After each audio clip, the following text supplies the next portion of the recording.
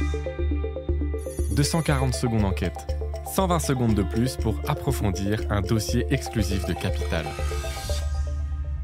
Ce week-end, 240 secondes enquête vous emmène dans les coulisses de la maison Berluti. Racheté par LVMH en 1993, le fabricant de souliers haut de gamme est toujours à la pointe de l'excellence. Direction les collines d'Émilie-Romagne, dans la manufacture italienne de Berluti.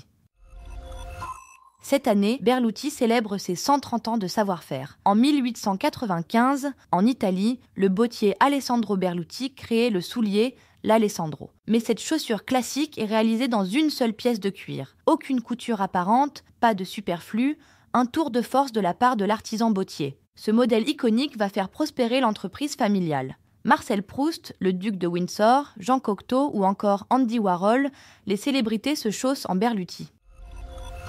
Dans les années 1980, une femme de la famille, Olga Berluti, pressent que la personnalisation rajoute un plus à l'excellence. Elle met au point la patine, cet effet déjà porté apporte une vraie singularité et sublime, telle une laque. Elle développe cette technique d'embellissement, sourçant le bon cuir en Italie, les bons mélanges et les bons gestes. Déclinée également aujourd'hui sur la maroquinerie et les pièces en cuir du prêt-à-porter, cette technique de coloration devient l'un des symboles de la maison. Pour découvrir cet art de la patine, rien de mieux que de se rendre dans les ateliers. Si la fabrication de souliers masculins sur mesure se fait à Paris, c'est au nord de l'Italie que Capital s'est rendu.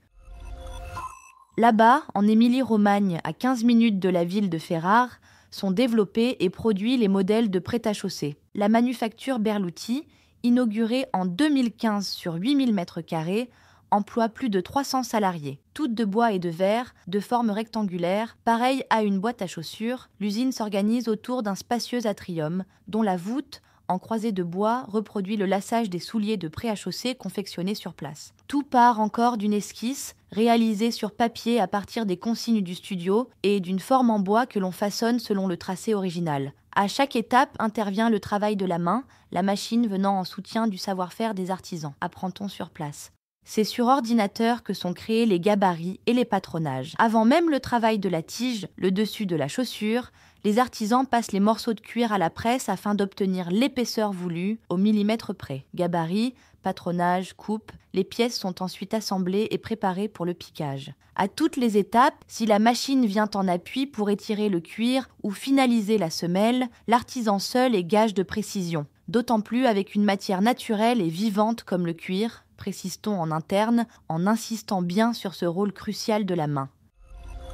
L'atelier des patines est un espace à part dans la manufacture. Seules les pièces en cuir sont patinées. Pour maîtriser cette technique, une école interne permet aux artisans bottiers, qui le souhaitent, de se former pendant 3 mois. Le cuir Venezia, un veau pleine fleur non teinté dans la masse, est frotté, brossé, teinté à la main, parfois pendant plusieurs heures, pour obtenir ce rendu fumé si distinctif. Quant aux clients, après 15 jours de marche, ils sont invités à repasser en boutique pour fixer la couleur. Un vrai cérémonial.